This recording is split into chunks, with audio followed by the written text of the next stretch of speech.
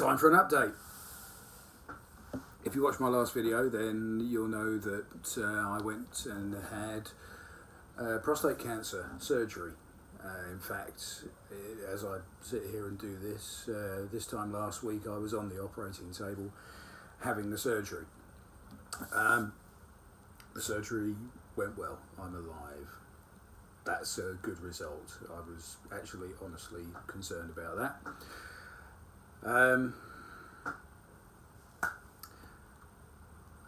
am battered and bruised. I am in light to moderate pain, fairly constant discomfort, very bruised, very battered, but all of that is getting better, and it clearly will continue to get better.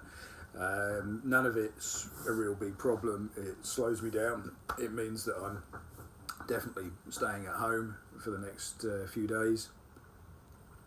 I'm not going to be doing any mountain climbing or riding my bike for a little while. But no, it's good. I feel positive. I feel like, you know, the sun's shining outside and the sun's shining inside as well. So let me tell you a little bit about what happened.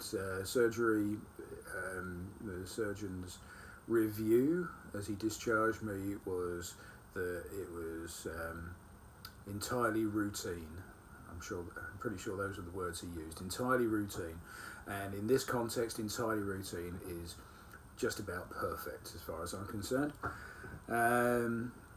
The initial feedback on the surgery, you know, given initial expectations. So we went in hoping to do what's called robotically assisted radical prostatectomy with Retsia sparing. We were also doing frozen section biopsies during the surgery so that we could try and do some nerve preservation. Now that was the brief, and so the surgery went ahead. We were not able to do the Retsia sparing. The nerves in the cave of Retzius were already too far gone, and there was no hope of recovering them. And in the compromise that the surgeon has to make, you know, he's kind of in a battlefield. He's got to make the decision there and then.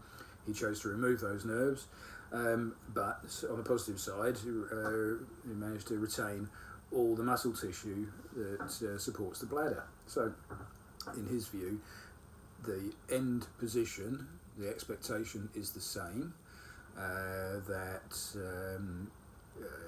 given what he's done, he's expecting me to be fully continent within a couple of weeks. So that's a positive, that's okay.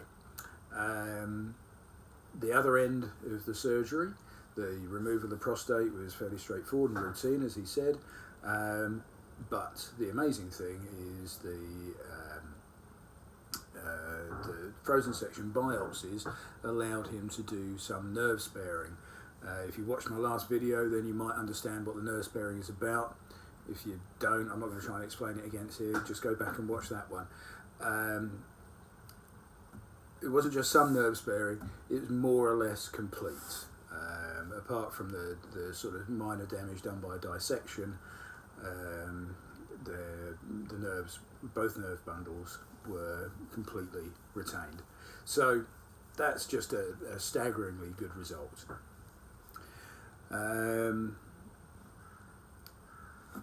Here we are a week after the surgery. I'm recovering. Every day is better than the last.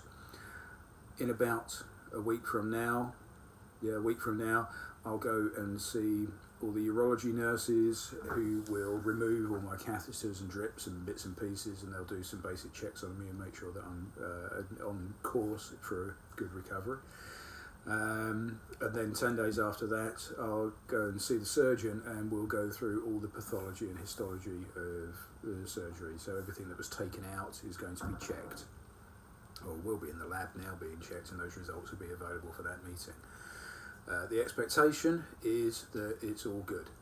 The surgeon did tell me when he discharged me on Friday that all the lymph glands in the area which he removed in his experience, and we have to trust him, in his experience, were all clear of cancer, but we won't get that confirmation until they come back from the lab.